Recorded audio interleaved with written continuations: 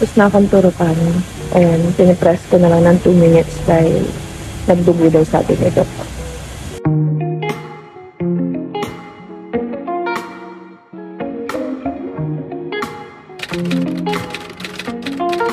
Hi guys! Welcome back to my channel. Today's video, sasama ko kayo sa hospital dahil magpapa-inject ako ng Goserelin. Ngayon ko nga rin kukunin yung Goserelin ko pero sa onco department din para hindi na ako pipila sa malasakit. Anyway, nagtotoner pa rin naman ako sa mga new followers ko dyan. Hello! Ayan, basta ang toner na ginagamit ko is paraben free kaya okay pa rin naman gamitin. Tapos nagba-blush on lang ako tapos lipstick.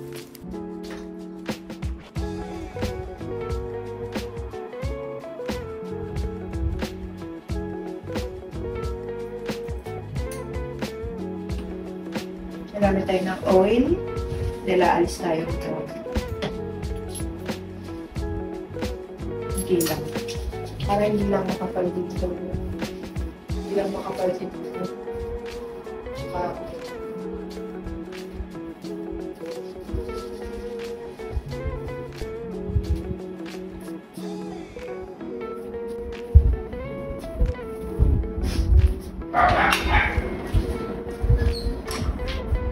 Ganyan itong damit. Ang ganda. Bili ko lang ito sa online.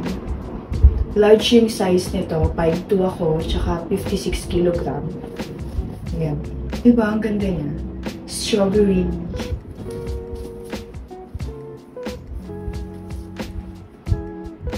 Natin yung damit na rin siya kasi para pupunin na lang ni mami.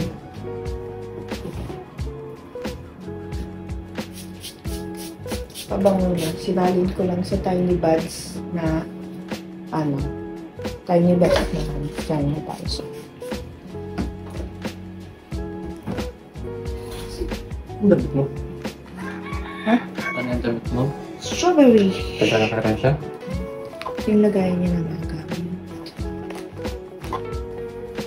Saan sila gumala nila?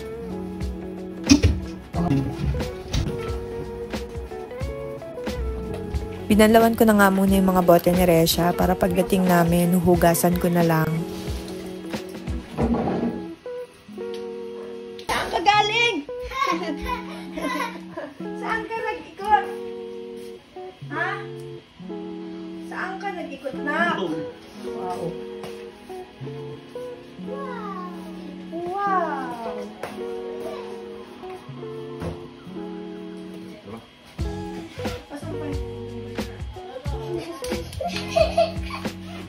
Aalis sila mama. Kiss na, kiss na. Kiss na. Karga, aalis sila mama. Ay, may tae na! May tae. Focus ka kay mami. May tae, lolo. May pupo. Si mami na nga yung maghuhugas dahil lalabas pa rin naman sila ni lolo. Bibili daw sila ng patuka ng manok. Hindi naman, yung medyo matigas lang talaga pero ang baho. Mag-outfit check muna tayo. Yung bag na nabili ko sa online nga pala yan sa TikTok, pati itong t-shirt. Tapos itong pantalon, minayin ko lang naman sa ukay.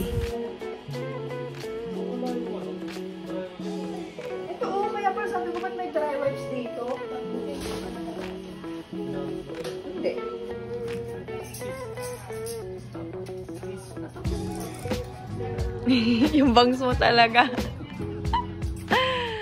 Sabihin pa. Tabingi pala yung gupit ni mama. Ano? Kiss. Ma. Sa kabila. Kiss mo. Kasama na ikaw kay lolo. Bye-bye. Kiss. Bye-bye.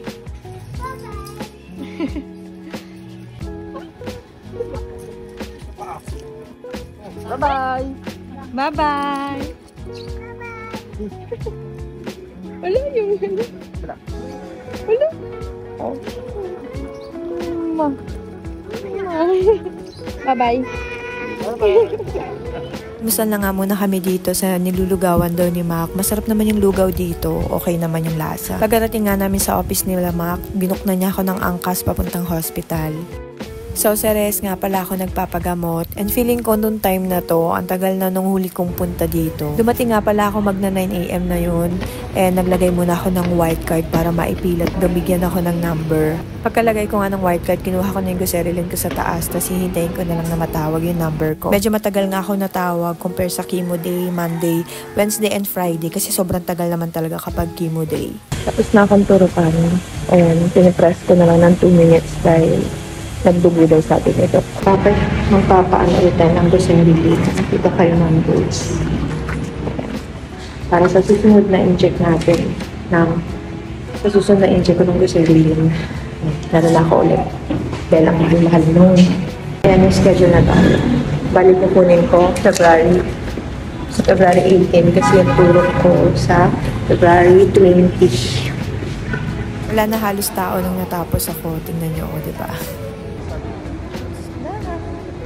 Nuk na ulit ako ni Mac ng angkas papunta sa office nila. And pagbaba ko sa office nila, punta ko dito sa Kahilom kasi katabi lang ng office nila to.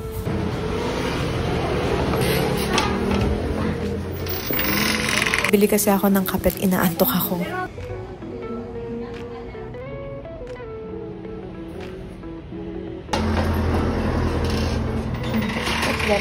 Dito na nga pala ako kumain ng lunch sa office nila Mac.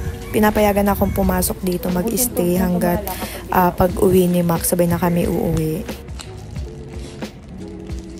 Ano ulam mo, Mal? Sarap pa.